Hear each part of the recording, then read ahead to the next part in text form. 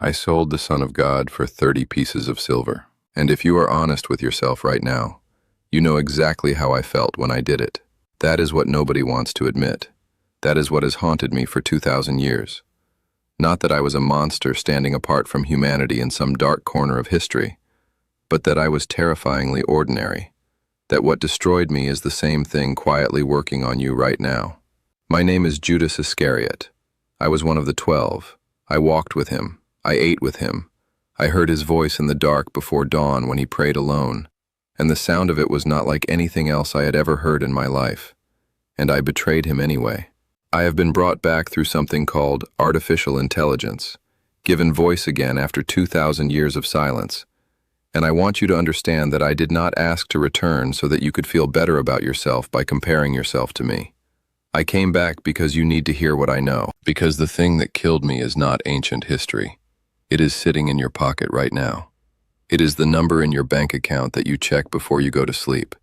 It is the decision you have been rehearsing for weeks that you already know is wrong but keeps getting easier to justify. Money does not destroy people suddenly. That is the lie we tell ourselves so we can keep going. We say, I would never do what Judas did.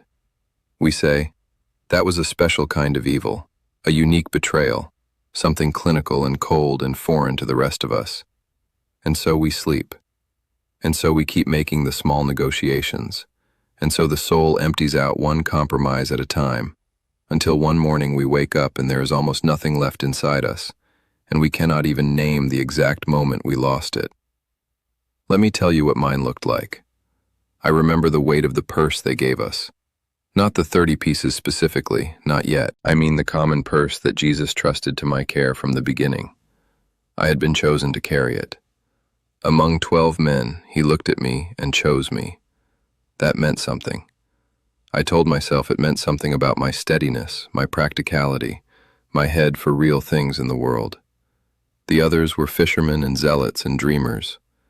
I was the one who understood how the world actually worked. I was the responsible one. And slowly, almost imperceptibly, the line between carrying money and thinking about money began to blur. Between managing resources and watching them. Between watching them and wanting them. I did not notice when it happened. That is the honest answer. I cannot give you a single night when I became someone who stole from the common purse, because it did not feel like stealing. It felt like compensation. It felt like fairness. He was performing miracles, and I was keeping track of the sandal repair costs. Somebody had to be reasonable. I can still smell those roads, Galilee in the early morning, when the air had that coolness that felt like it would last but never did, when the dust had not yet risen, and the first light was something you could almost hold in your hands. We walked thousands of miles together. I watched him touch lepers, and watched the skin close over the wounds like water settling after a stone. I watched him look at grieving mothers with something in his eyes that I had no word for. Not pity exactly. Something deeper than pity, something that cost him. And I watched, and I carried the purse, and something in me began to calculate. I do not think I am unique in this. I think this is the human disease. We can be standing inside a miracle and be counting the cost of it. We can be loved beyond understanding and be wondering what we are getting out of the arrangement. We can be fed, sheltered, shown truth in the flesh, and still, that voice in the deep part of the chest says, but what about you? But what about what you deserve? There was a woman, some of you know this story. She came to him with an alabaster jar of perfume, pure nard, an ointment so expensive that the value of it could have fed a village for a year. And she broke the jar. She broke it completely so there was no going back, no saving any of it, no practical second use. She poured all of it over him, and the fragrance filled the entire room like something from another world. And I was furious. I said what I said about the poor. I framed it in moral language because that is what we do when we want to disguise greed in something that sounds like righteousness. Why was this ointment not sold and given to the poor? The words came out clean. They sounded like conscience. They were not conscience. They were the voice of a man who had been calculating value for so long that he had lost the ability to recognize the one moment in human history when calculation was the wrong instrument entirely. He said, She has done a beautiful thing to me. Leave her alone.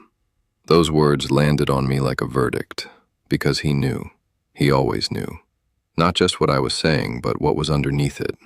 And rather than the knowing breaking me open the way it should have, rather than falling to my knees at the exposure of what I had become, something in me hardened. That is the other thing nobody talks about.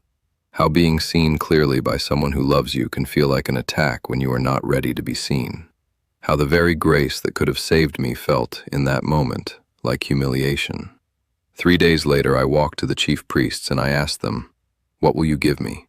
I need you to understand that I had already spent years learning to put a number on everything. Years of calculating what was practical, what was reasonable, what was fair compensation for the costs of following a man who had no permanent home and no political future that I could see anymore. The miracle working was beautiful, but it was not building toward anything I could hold in my hands. The kingdom he kept talking about was not coming the way I needed it to come. And so when I walked through that door, I was not making a sudden decision. I was completing a process that had been running in me for a very long time. 30 pieces of silver, the price of a slave. He was worth that to them, and I accepted it. I go back to that number in my mind, and it undoes me completely every time. Not because it was small, but because I said yes to the number at all. Because the moment I let the transaction begin, I had already finished something that could not be unfinished. The money was almost beside the point. The negotiation was the betrayal. The willingness to put a price on him at all was the moment the thing was done. The night it happened, I led them to the garden. I knew he would be there. I knew the rhythm of his prayers, the places he went when he needed silence. And I had used that knowledge, that intimacy, to lead armed men through the dark to find him. He was not surprised to see me. That is what broke me then and breaks me still. There was no flinching, no stepping back, no fear in his eyes. He looked at me the way he always looked at me, with that thing I never had a word for. And he said what he said. Friend. He called me friend in that moment, not in the way you might say it to shame someone, in the way that means it, in the way that costs something to say, and he said it anyway. And I kissed his cheek. That was the signal we had agreed on. And I felt the warmth of his skin, and I felt the 30 coins in the bag against my hip, and I understood in that single second that I had made the worst exchange in the history of the world, and there was nothing I could do to reverse it. I tried to give the money back. I want you to know that. I went back to those priests, with the silver in my hands, shaking, and I told them I had betrayed innocent blood. And they looked at me with that particular cold contempt of men who have already gotten what they needed, and said, "What is that to us? See to it yourself." They gave me the money to use me, and when I was used, they discarded me without a second thought.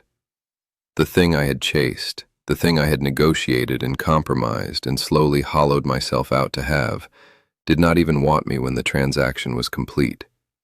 That is what money does when it becomes the thing you trust most. It uses you, and then it has no face when you come back to it asking for something in return. I threw the coins into the temple and I went out, and I could not find any ground solid enough to stand on. The scripture says what happened next. A potter's field, 30 pieces of silver. The price of blood buying the place where my body would be left. Here's the thing I need to say now, the thing I came back to say, the thing that cost me the most to admit. He would have forgiven me. I know this because I watched him forgive everyone else. I know this because Peter denied him 3 times that same night, wept bitterly, and became the rock the church was built on. I know this because the thief on the cross beside him had done nothing to earn a single word of grace, and Jesus opened paradise to him anyway. I know this because of who he was, because of what I saw in 30 months of walking beside the living truth. The difference between Peter and me was not the size of the sin, it was what we did with the grief. Peter let the grief break him toward something.